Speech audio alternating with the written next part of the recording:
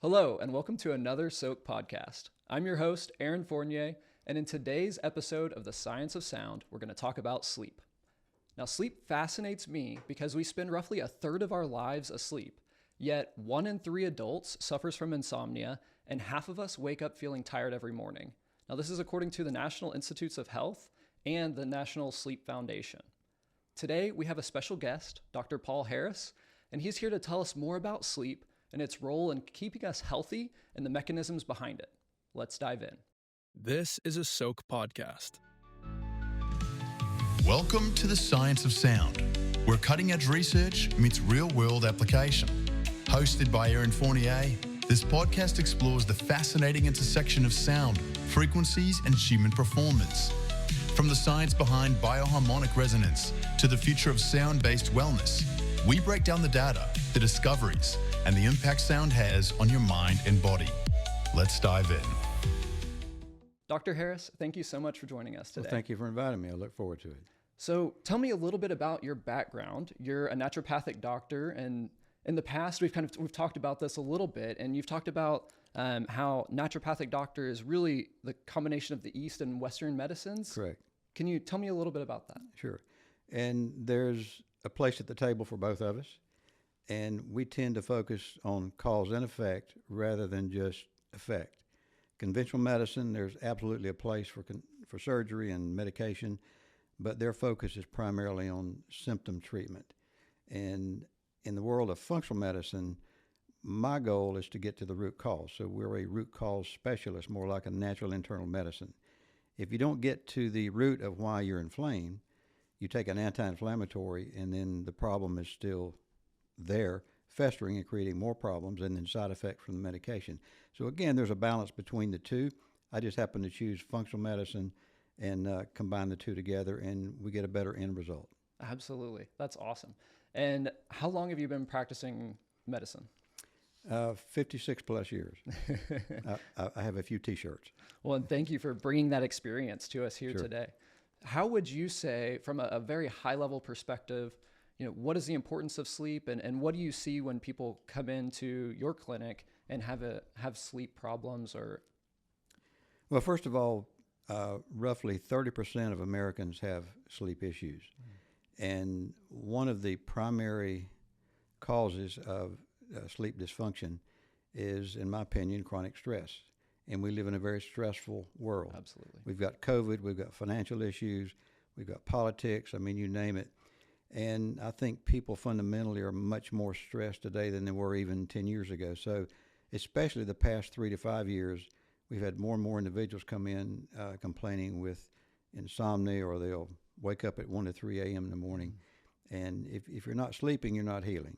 If you're not sleeping, and we'll get into that in more detail later, but it affects cognition. And we find sleep issues in patients that have Parkinson's, MS, diabetes, Alzheimer's, et cetera, et cetera. So it's becoming very, very important to address the sleep issue. And if you don't, it's going to be very difficult, if not impossible, to completely heal. Yeah, absolutely. And so I find it interesting that you're saying that in your last decade, you're seeing even more sleep problems. And again, that's just coming back to the stress issue, which is something we talked about last week, actually, on this episode, on this podcast. Can you tell us a little bit about more how stress and sleep correlate and how increased stress levels might interrupt sleep patterns? Sure. When one is stressed, obviously there's a natural phenomenon where the cortisol levels are increased. That puts you into a fight or flight, brace for impact, run from the saber-toothed tiger, and then all hands on deck. And that's fine. But then once the stressor is gone, then you want to hit the reset button.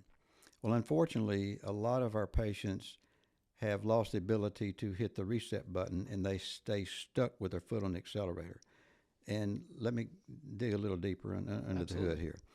So we have an autonomic nervous system, sympathetic, accelerator, parasympathetic, brakes. You want to balance between the two. You don't want to get stuck on one or the other. But unfortunately, a lot of our patients, the stress is relentless. And so they end up being stuck in the fight or flight brace for impact, cell defense mode. And the body's primary job is basically for survival. And so what it does, it puts us in a survival mode where you are in the fight or flight consistently and not hitting the reset button. What that does, it inhibits the parasympathetic branch of your autonomic nervous system. So the parasympathetic branch is the rest, digest, I'm healing, I feel safe. And a lot of our patients don't feel safe. They're not resting, they're not digesting. And another interesting piece of information as far as physiology is the largest nerve of the parasympathetic nervous system is your vagus nerve. And the vagus nerve in Latin means wandering. So it wanders all over the place in your body. It's the main information source for what's going on with all of your organs except your thyroid and adrenal. So here's my point. If you've got vagal nerve suppression, the vagus nerve is responsible for all gastric motility, from swallowing to producing digestive enzymes to pooping. Interesting. And again, 80 to 90% of our patients have digestive issues. The other important feature of the vagus nerve, it's actually the off switch for all inflammation in the body. So that's another feature, is a lot of chronic degenerative diseases, the patients are inflamed. And so when you've got that imbalance between sympathetic, parasympathetic nervous system, you've got a real problem. Now let's look a little further into this situation. There's another part of your brain called the limbic system. And the limbic system consists of the insula, the amygdala, the hypothalamus, and the job of the limbic system is kind of a surveillance for threat assessment. And if there is a perceived threat, then the hypothalamus goes online. It makes a phone call to the amygdala. The amygdala then makes a phone call to your adrenal gland, and that activates your fight or flight. Well, that's good if you're running from a saber-toothed tiger, or you're running from the highway patrolman that's trying to pull you over, etc. But then there has to be a stopping point. So a lot of these patients, they don't hit the reset button, so they're in what we call a chronic limbic system trauma loop. And so the foot stays on the accelerator, and they can't heal. And they have all kinds of health problems from sleep to chronic inflammation. Most patients that present with digestive issues, they're in that limbic system trauma loop. Interesting. So it gets kind of complicated, but again, I've been in the practice long enough to see these things and understand that can be the key. And in many cases, until you get that limbic system balanced where it stops looking at everything as a threat, you really can't heal. And so one way to overcome that is we use the Soaak composition frequencies, especially the sleep frequencies, and it helps put the body back into physiological coherence. That's just part of the entire protocol, but it can be very powerful because some individuals, if they're not digesting correctly, you can give them pills and lotions and powders and that type of thing, and it's not that effective. But you start out with the gentle frequencies and the dream team frequencies, and it's like a quantum whisper. And so I've seen many cases begin to turn around doing that first rather than loading them up on products, et cetera. Interesting. Yeah. And so you're talking about kind of backing up all the way to the beginning, which is that the stress that's preventing the sleep. And so if you can get good sleep, then that can solve and resolve a lot of different issues and diseases, things that are manifesting in the body. Exactly. So again, the brain is very perceptive about, is this a stress? Is it a threat? And then there's an appropriate response, but there needs to be, okay, reset. I'm safe now. So a lot of folks, they don't feel safe. Yeah. Wow. That's really fascinating. Thank you for diving in so deep with us on that.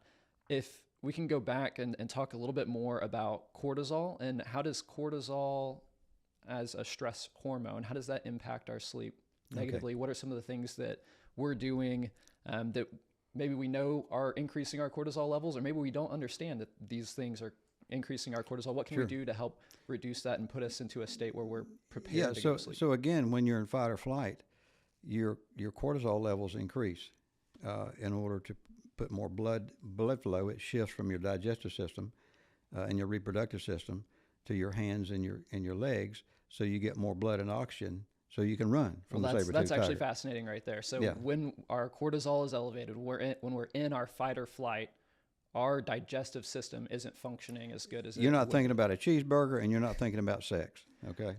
So then what happens to the body when somebody does eat a cheeseburger, but they're in fight or flight? What is there repercussions that come from that? Typically, when you're running from the saber-tooth tiger, a McDonald's burger is the last thing you're thinking about. So the body intuitively knows that. And what's interesting is when you've got increased cortisol, it suppresses melatonin. And melatonin is your sleep hormone. So here's the way it goes. You wake up in the morning and your cortisol levels are increased. That's your wake-up call. We do a test where we measure 5 different cortisol readings, not just one. So if you wake up at 6 o'clock, we have the patient do another, and this is saliva.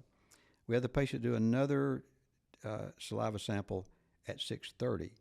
And that's what's called the CAR, or the cortisol awakening response. It's like a mini stress test. So we want to see the stress resilience. So we want to see the cortisol increase anywhere from 50 to 150% from the initial reading to reading number 2 30 minutes later. Oftentimes I'll see it dip in the other direction. They've lost their stress resilience. They're one stressor away from crashing. And so this is a very in-depth evaluation. What's going on with my adrenal gland? Well, when you say crashing, one step away from crashing, what do you mean? So what is that? Well, crashing would be one encounters a stressful event, argument with a spouse, or letter from the IRS or whatever, and then they're in bed for a week or two. Wow. They lose energy, they break out in a cold sweat, and then the body begins to shut down. And I might add also with the cortisol, again, you want it higher in the morning, and then it steadily declines during the day. You might hit a little turbulence as things happen, and then it comes in for a landing and parks at the gate, and then melatonin increases. Okay. But unfortunately what happens, and this test shows us this, so unfortunately what happens, the cortisol is higher in the morning, and then it begins to decline during the day, parks at the gate, but then it tries to take off again.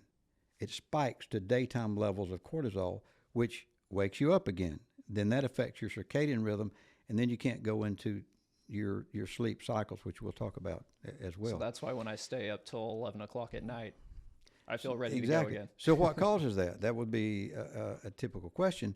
Well, there are a lot of things that can contribute to nighttime cortisol spiking. Actually, I brought some lab results Okay. to share with you. Let's take a look. Okay. This is actually a real patient, test results, and I find it rather fascinating. So here's the initial waking cortisol, and you can see the little red dot. Now look at this. You see how it spikes? It should be between these two lines right here. Okay, so it spikes, and it never drops down to baseline, and it remains elevated. But look at the nighttime cortisol. It's still elevated. It's still elevated. And again, that suppresses, that's your evening cortisol, that suppresses melatonin. Now here's another example. This is an example of your CAR, cortisol awakening response. It's a fairly normal reading initially, and then you see the drop. Mm-hmm. So instead of increasing 30 to 50%, it drops 30 to 50%. So they're losing their resilience to handle the stresses of life and the stresses for the day. Begins to increase a little bit, but look at the nighttime. You see it's how still elevated. Okay. Yeah. So it's elevated. And again, one of the things we use is the sleep compositions that helps to bring coherence back into into the picture. So it's incredibly important to maintain cortisol balance where you're not producing excess cortisol at the wrong time, not enough at the right time. If, for example, we see very chronic low levels of cortisol below baseline, that can be an indication of Addison's disease. And so this gives us an excellent picture of what's happening with their adrenal cortisol response. So that's fascinating. And there's also a circadian pacemaker in the brain that sets the stage for that. And the chronic stress upsets the delicate balance of that circadian pacemaker. And we're seeing this in more and more patients. We're even seeing it in younger patients. Now, what would cause that elevation at night? Being stressed at night, watching drama on the TV, spending too much time on the computer or your iPhone, iPad. The blue light will cause a spike in cortisol. Is that because maybe your body thinks that it's morning daytime. time? Or, It thinks it's daytime, Okay. so it's getting ready to wake up again. And then, of course, exercising too much can also do it. Caffeine can do it. Alcohol can cause a spike in cortisol. But, when you're chronically stressed and you've got chronic elevations of cortisol, it literally destroys cells in the hippocampus of the brain, which is where short-term memories are converted into long-term memories. And that's why when a lot of patients, when they get really stressed out, they remember what they walked in a room for. Interesting. Now, the other thing cortisol will do is it will create increased intestinal membrane permeability or leaky gut. Cortisol also increases belly fat. So what happens, I may be getting ahead of your questions, but what happens, a lot of folks, when they're chronically stressed, they end up gaining a lot of weight, and they're hungry a lot. Because when you're stressed, you're producing too much cortisol. It increases a hormone called ghrelin. That's your hunger hormone. It suppresses or inhibits leptin. And leptin is, I'm full, I need more food. And so if you're chronically stressed, then your body is, again, perceiving that this is danger, fight or flight, cell defense mode, and you need more fuel and more energy to combat what's going on. So oftentimes, chronic central obesity is due to too much cortisol because you've got more cortisol receptors in the abdomen than you do anywhere else in the body. Interesting. So sorry for the long well, no, answer. that's all really important and really valuable information. What can we do to reduce our cortisol levels? What are some best practices? What are things that you see that work really well? What are easy things that we can start to implement? Well, again, just a fundamental approach so that you're covering all bases is using the Soaak frequencies. And there are Soaak frequency combinations for stress and sleep, et cetera, et cetera. So it uses the concept of entrainment, and it kind of brings things back in line. And, Einstein said that all things are vibration. Right. The earth even has a vibration. The earth hums. It's called the Schumann wave, 7.83 hertz, which is 7.83 cycles per second. And so we should benefit from the earth's Schumann waves and frequencies. But unfortunately, because of the sidewalk and asphalt, rubber sole shoes, we don't benefit from it. And that's why grounding is becoming so popular, grounding sheets and spending time putting your feet on the ground in the morning when the ground's wet, benefiting from Mother Nature and what's coming from the earth. And there are ways to do that artificially. Years ago, I had a Schumann wave generator that I was using in my practice, and I learned about it because the NASA was using Schumann wave generators in the space capsule because they were having problems because they weren't benefiting from 7.83 hertz. Okay. And so you could literally generate, and there are devices now, you can generate 7.83 hertz, which helps the whole process. I mean, we're vibrational beings. We're more than just blood and guts. Absolutely. And the approach we take is to address all aspects of human biochemistry and therapeutics, and using nutraceuticals and different things like that to bring the body's symphony back into harmony. And unfortunately, a lot of patients are completely out of harmony at all levels, and balancing the cortisol and managing that is tantamount to good health. So we use different ways of meditation is a great way to manage your cortisol. Taking adaptogenic herbs is another great way of doing that. L-theanine, Relora. So not just, when you say adaptogenic herbs, I think of ashwagandha or something Absolutely, like that. absolutely. That's a great one. I take that one myself. So, and magnesium is key. The majority of people are deficient in magnesium. And there's like 9,000 enzymes in the body, and 3,751 of those enzymes use magnesium. Wow. So the more stress you're under, the more it's called the magnesium burn. You burn through magnesium. Are there different types of magnesium? Are Yep. all magnesium supplements made the same? No, you've got magnesium oxide if you're a little constipated. You've got magnesium threonate that helps to promote neuron production in the brain.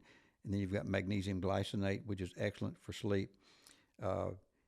One should always take, I think, extra magnesium. Magnesium is also very cardiovascular protected. Magnesium helps to keep calcium in solution. Oftentimes patients that have occlusions in the arteries or arterial sclerosis, there's a lack of magnesium and they develop too much calcium in the soft tissue. So magnesium is cardioprotective. It protects you from arrhythmias and different things of that nature.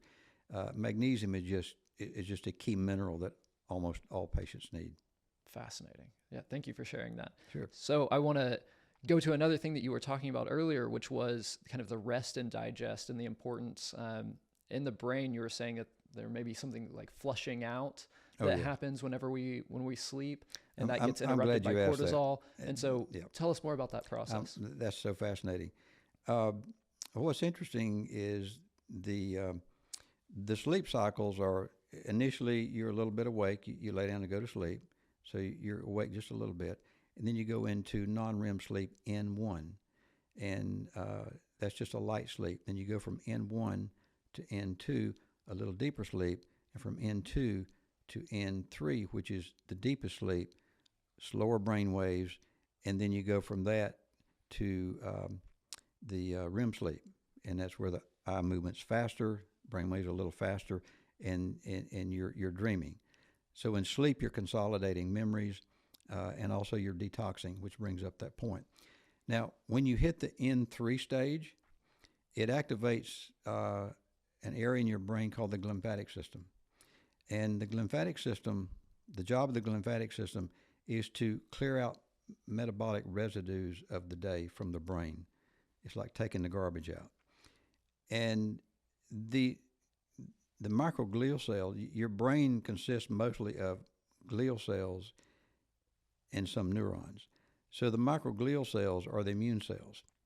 And so that's part of the garbage collecting system. And so the brain shrinks by the glial cells shrink by 60%, and that gives you room to take out the garbage. And so if you're not doing that, if you're not going into that third stage, then you're beginning to develop, and the stress, et cetera, and inflammation causes toxic proteins called tau protein, which is a misfolded protein, misshaped protein. You got tau protein, alpha-synuclein, and then you've got beta amyloid plaque, which is associated with Alzheimer's. So what happens, they form sticky clumps and begin to accumulate in your brain, and it interferes with the neuron's ability to communicate and send text messages and phone calls and Facebook posts and all of these types of things. Then when that happens, then you're not remembering well because there's not enough communication and there's not enough energy. The primary hallmark of Alzheimer's, for example, is a reduction in the cerebral rate of glucose. So you're not getting enough glucose specifically into the hippocampus of the brain where short-term memories convert into long-term memories. So it's that whole dynamic. So you're producing too much of the abnormal proteins, all because you're not sleeping. And so when people don't sleep, then it activates, I'm getting a little deeper in the weeds here. You've got M1 and M2 cells in the brain, microglial cells in the brain. M2 is where you want to remain mostly. M1 activates an inflammatory response. So these are M1 glial cells, M2. But if those glial cells become primed because of chronic stress, blows or trauma to the head, too much exposure to radiation, et cetera, then it gets locked in an M1 mode, so you're producing too many M1 microglial cells, which are very, very pro-inflammatory. And unfortunately, if that happens and you're primed, there's no off switch. And so the best you can do is, produce as much anti-inflammatory nutraceuticals as you can in order to prevent that from happening. And back to the digestion, right. There's a definite link between gut health and brain health. If you've got a leaky gut, then oftentimes there is a compromised blood-brain barrier. So now you're leaking endotoxins, peptides, et cetera, through the blood-brain barrier where it doesn't belong. That turns on these microglial immune cells, and then they become hypervigilant. And now you've got too many M1 cells, you're primed, and it's not a good hair day. then it's your body starting to attack itself. Yes. Interesting. And this all comes back to, again, chronic stress, which is interrupting our sleep. Exactly. So if we can help to be less stressed, then we're setting ourselves up to get better sleep. But then we might decide to stay up and watch a movie, to scroll on social media, to do things that even though we had a day where we weren't chronically stressed, now we're still not getting enough sleep. So what do we do? What are we interrupting? If we can get rid of the chronic stress and we get more sleep, then what's a perfect day? How do we know maybe when our best bedtime is? Because it's something that I've heard about is that we each have a perfect bedtime, and then your bedtime is going to be different than mine. I think generally we're all supposed to get at least 7 hours of sleep. Is that the 7 right to number? 9, yeah. Okay.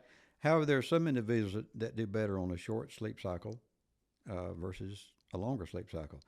I do fine on 5 to 6 hours sleep a night. Okay. Now, you may need 8 or 9 hours sleep. So we're all metabolically different. Your genetics plays a role in that as well. But it's, again, it's an individualized thing. Changing your lifestyle is important. Not eating meals too late at night is important. As far as a time, I think anything beyond midnight is not really a good thing, because what happens if you're staying up later than, say, 11 to 12 or even later, then your body is receiving a message, hey, it's time to go to work. It's time to get up. And so you've heard the term, it's like I get my second wind. Mm-hmm. Well, what happens? The cortisol spikes. It's telling your adrenal, hey, we're getting ready to go out and play. And so then your cortisol levels increase. And over time, that really upsets your circadian rhythm, like people that do shift work. Right. Oftentimes, they have a compromised immune system because you do that long enough, and it is going to have an adverse effect on your immunity. So I think a good bedtime for the average person, if there is such a thing, would be like maybe 9:30 to 10:30, 9 o'clock to 10:30. And most people do need at least 8 to 9 hours sleep per night. Right. So what do you think about melatonin supplements and things like that are helping us to fall asleep? Is this kind of what you're talking about in the beginning, where maybe we're putting a Band-Aid on something? Sure. What happens to someone who is taking a melatonin supplement or something similar like that every night? I have no problem at all with melatonin and sleep aids. I mean, you're better off to do that than go without sleep. Okay. But then again, one needs to look under the hood, so to speak, and find out, why am I not sleeping? Is it too much stress? Am I eating the wrong things? Is it too late at night? Am I spending too much time on my iPhone or whatever? So that's all important to do that. But melatonin is probably one of the safer modalities. And melatonin has actually been shown to have good immune stimulating properties. L-theanine sometimes can help relax the mind. Also, it can be an indication of a lack of GABA. And I'll have patients tell me, well, I wake up and it's like the pause button's been on and I hit the play button, and then my mind continues to pick up where I left off. Right, when you wake up and you just can't fall back so to sleep. that could be a problem with the GABAergic receptors, and GABA is a calming substance that helps with that. And I prefer to take a liposomal form of GABA, because if you take an oral form, it has to get digested, and sometimes you don't get enough in the brain. And so taking a liposomal form of GABA and L-theanine and melatonin is an excellent therapeutic. What does that mean exactly? I'm not familiar with liposomal. Oh, liposomal. It's a liposome is like a special fatty molecule. It's like a molecular carrier. A lot of drug companies are now using liposomes or a fat. They take the substance. It's a great delivery system. They take the substance and then immerse it in a fat soluble molecule, and you've got 70 to 100 trillion cells, and each cell has a membrane. Well, that membrane consists of 50% fat and 50% protein. If you take a liposomal form, it's like under your tongue, gets absorbed directly into the bloodstream, and it can go directly into the cell. Interesting. And it doesn't have to be digested, go through the liver, et cetera, et cetera. So a lot of the drug companies are using liposomal delivery system for their drugs and medication, but especially GABA works much better in a liposomal form in order to enhance the delivery. Wow.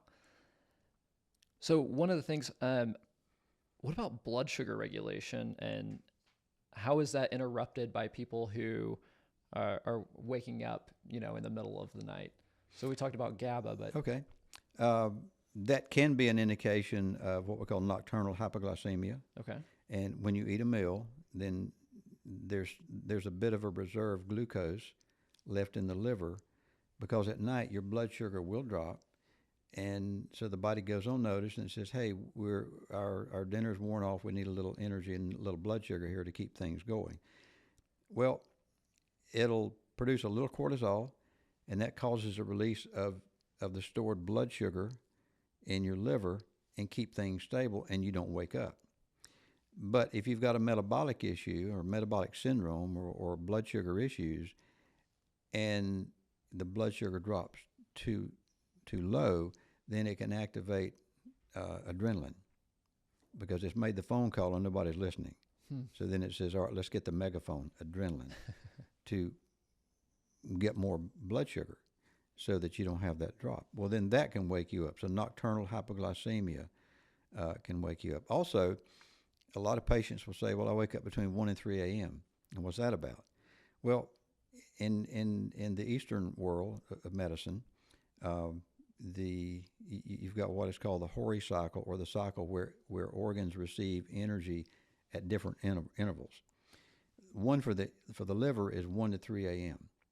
And so if your liver is overtaxed and overburdened, or it just needs a lot of support, or if you've got a fatty liver, then that can indicate that the liver is in overdrive trying to deal with a toxic load. One might take an acetaminophen or something like that. And is that a toxic load from alcohol, or from It could be alcohol, or something toxic in your food that you've eaten, or something other things that you drink, or taking medications like Tylenol PM, those types of things. Which, by the way, taking too much Tylenol is one of the major causes of the need for liver transplants in the United States. So Really? Tylenol is very destructive, using it long term on the liver and the kidneys. Which, by the way, what's interesting is one of the blood tests we do to check for liver. It's called FIB4, looking for fibrosis, NASH fibrosure. It is 98% as accurate as actually doing a liver biopsy. Wow. By doing a blood test. And so I've seen skinny people that have fatty livers, fibrotic livers, et cetera, et cetera. So when I use the term looking under the hood, when patients come to us, they've generally been to multiple doctors. They've got problems that are just unbelievable. I mean, the list is extremely long, and they're looking for answers. You can't get an answer by doing just a little 12-panel, 24-panel blood test. So the blood tests that we do they're very comprehensive, and it looks at analytes that most doctors don't even bother to order. So again, they're coming to me as a last resort, and they're wanting answers. And by golly, I'm going to give them answers, because I've been doing this a long time. And if you ask the right questions in lab tests and spending time with the patient, and we spend an hour and a half with a new patient, not 10 minutes. You can't figure out a difficult chronic case in a little snippet. Right. And so that's why we use the Soaak frequencies, and we use all the lab tests, and we do all the things that we do. And that's why I'm still doing it 56 years later. Wow. Could you break down a perfect nighttime routine? There's not a one-size-fits-all as far as a sleep protocol. It's highly individualized. Some folks, their problem is a stress issue. Others, it could be an elevated CRP, which is C-reactive protein, which is a cardiac inflammatory marker. So it could be thyroid, it could be cortisol, or it could be a combination of all of them. And so that's why we carefully construct an actionable program based on the clinical presentation, and not on just a one-size-fits-all approach. But to answer that question, some things one can do is choose a better bedtime and not wait too late to go to bed at night. Stop eating snacks after dinner, because that causes your liver to have to process more, and the liver needs to be detoxing while you're sleeping and not dealing with that. So, and then taking something one can do is just try taking melatonin if you're having a real problem, or if you're waking up in the middle of the night and your heart's pounding. Then that can be an indication that there's a cortisol spike, and begin to take adaptogenic herbs like L-theanine, ashwagandha, relora, magnesium. So those are some basic things that work extremely well. And stop spending time after, let's say, 7 o'clock. Cut off your exposure to blue light, cell phone, iPad, computers. Do things that are relaxing. I've had several patients that their children will wake up in the middle of the night crying and have night terrors, and I always ask them, well, what did you give your child to drink or eat before he or she went to bed? And I don't know how many times, well, we give them yogurt, or we give them a juicy box or something like that. So what that was nocturnal hypoglycemia. So the blood sugar dropped in the middle of the night, and it caused a production of adrenaline. Well, that can promote fear. That's a fight or flight. So you're causing fight or flight in the middle of the night with that child, which is leading to that and bad 9 dream. out of 10 times when I tell them stop doing that, give them a snack that has fat and protein in it, if you've got to give them something. And 9 out of 10 times they say, oh, my child's sleeping through the night. It's incredible. Wow. So if your child is hungry at night, you're saying it is okay to go ahead and at bedtime let your child give them eat. avocado, give them like celery with a good organic peanut butter. Okay. Because fat is satiating, and if you get carbohydrates, it causes an insulin spike and a spike in blood sugar, and then the blood sugar drops. So you want to engage in stabilizing the blood sugar and not promoting blood sugar spikes. And the same thing goes with adults. If you've got to snack at night, eat something that's got protein and fat in it, like a handful of nuts or almonds or something like that. And does that interrupt the brain's process of detoxifying and the brain's process of No. cleaning itself up? No, okay. Again, you go through those sleep cycles, and those sleep cycles occur anywhere from 2 to 4 times a night. If you're getting enough sleep. in a healthy individual. But again, what happens if you don't hit N3 and you're not going into that deep sleep where the brain waves are lower, then that doesn't activate the glymphatic system and the drainage and sleep support there. So I can't emphasize enough the importance of healthy, consistent sleep. And so consistent sleep, meaning consistent sleep times and wake consistent times, sleep times and wake improves times. your sleep, and that is what Exactly. is getting you No, into that consistent deep sleep, meaning or pretty much every night you're getting good Okay. rest, and because if you're sleeping well, say 2 nights out of the week, and then the rest of the week you're watching TV or you're playing video games or whatever, that's not a consistent healthy sleep pattern. Got it. And so it's again 30% of Americans have sleep problems, and that's a lot of people with sleep problems. Absolutely. And they take a lot of drugs and Tylenol PMs, and that just exacerbates the whole thing. So using the natural approach, using the frequencies and the nutraceuticals and things like that are much more effective and long-term beneficial. But specifically to get to that deep sleep where the brain is going through its process, the glymphatic system, what can we do to get to that deep sleep? The things that I just described, because that fits that whole pattern. Because again, if you're waking up in the middle of the night, it can interfere with that N3 activation. So avoid eating too late. Yeah. But if you do have to eat late, make sure that it's So protein. and it's fat. literally causing inflammation in the brain, neuroinflammation, and we see that in younger and younger individuals. And one of the way you can tell, I mean, I've got younger people in their 30s and 40s saying, I'm having a real memory problem, and I'll walk in a room and forget what I walked in the room for, or I just can't remember statistics anymore, and I've got brain fog is another one. Right. Brain fog is typical of neuroinflammation. Interesting. And I would say 8 out of 10 patients, male and female, complain with brain fog.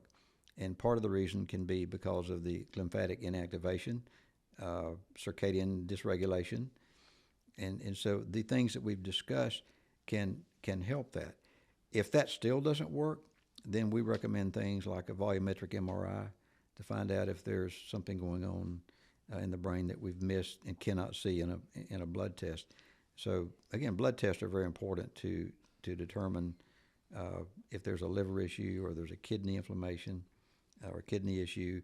And again, CRP, C-reactive protein, is inflammation, cardiovascular inflammation. So that's, that whole approach can be very effective. You just cover all bases. So one more question. I've heard a lot lately about the MTHR, I think. MTHFR? Is that, how does that relate to sleep if someone has that gene? It can, because MTHFR is a methylation gene. If we don't methylate, we die. And again, there's 7,200 trillion cells, and methylation is involved in all cellular function. And one of the methylation genes that we look at is 677 or 1298C.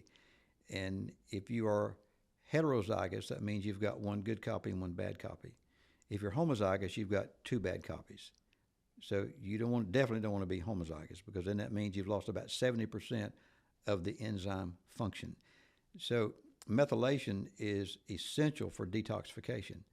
So again, if you're not detoxifying, then those toxins are going to go somewhere, and they can make their way to the brain. And if you've got a compromised blood-brain barrier, which we've got tests to determine that, and by the way, a leaky blood-brain barrier is a fairly easy thing to fix. But if you're leaking toxins into the brain, and because you're not methylating, that's not good either. But one of the ways we can tell, even without doing genetics tests, if you have an elevated homocysteine level in your bloodstream, that is an indication that you're not methylating. Interesting. And so then we've got what we call epinutrients that helps with the methylation process. You've got methyl donors. Then you've got global methylation, since you asked. You've got global methylation, and then you've got DNA methylation, which is different. DNA methylation is where you don't have enough methyl groups to sit on top of the gene to turn the gene on. That's where the gene gets turned on or off. Okay. Global methylation is where you take raw materials and produce a new substance, and it's involved in detoxification. So we do testing to determine, is it global methylation, is it DNA methylation, and that has a lot to do with biological aging and pushing that aging clock back. You can slow down the aging process. And there's biological aging tests, and that can be determined through lab work. For example, I did my test. My chronological age is 76, and my biological age is 57. That's amazing. Because I try to practice what I preach. I try to set an example for my patients. And I say that to encourage the listeners that it can be done, and there are specific tests that you can determine, okay, I'm 50, is my biological age 40 or is it 60? And it's important to know that, because you can turn back that epigenetic clock and slow down this aging process. If you do stupid stuff, you can speed the aging process up. Or if you do smart stuff, you can slow it down. I prefer to do the smart stuff. Absolutely. And so, again, part of this whole process is what we've been talking about: chronic stress, not sleeping, not a good lifestyle, etc. So, but it is, for the most part, is correctable to a point, if not fixable. So what does a normal day look like for you? A wake-up time, a bedtime? What are you eating? How often throughout the day? That's fair. My bedtime is typically 10 to 10:30, and I wake up about 4:30, and I do my photobiomodulation therapy or red light therapy. You do red light therapy on your head and your face, and that stimulates the production of endothelial nitric oxide, which helps to produce more blood flow to the brain. And is actually used in some of the clinics where people have had head trauma or had strokes and things of that nature. So I do that, and then I do my exercise before my exercise. So I kind of warm up, and then at our clinic we've got a gym, a full gym, and so 2 days a week I lift weights, and then the rest of the time I'm walking. And as far as my diet, I tend to follow more of the paleo diet. I eat good quality protein and fats. Eat a lot of salads with a lot of mixed greens, not just the head lettuce. Right. Put things like almonds and sometimes walnuts and blueberries. Blueberries, by the way, is a great brain food. Use lots of olive oil and sometimes MCT oil, medium chain triglyceride, which also is a brain food. And then protein. I get a good quality like grilled chicken, sometimes beef strips, that type of thing.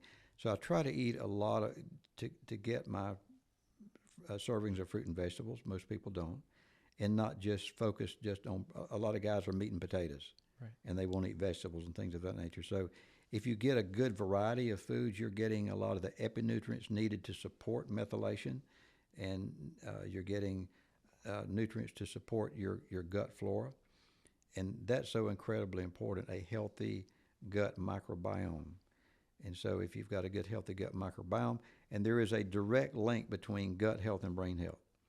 In journals of gastroenterology, they're actually acknowledging that gut-brain axis. And again, gut inflammation, brain inflammation. And there's a clear association between gut issue and anxiety and depression and panic attacks. I don't know how many times I've been able to get folks off of their anti-anxiety medication by simply correcting the gut. And like a leaky gut issue? Yeah. You've heard of serotonin, right? Yes. Well, 95% of serotonin is produced in your gut. Wow. Dopamine, your pleasure reward neurotransmitter, 50% is produced in your gut. So most of your brain communicating chemicals are produced in the gut. So it is incredibly important to have good sleep, healthy gut, good bowel habits.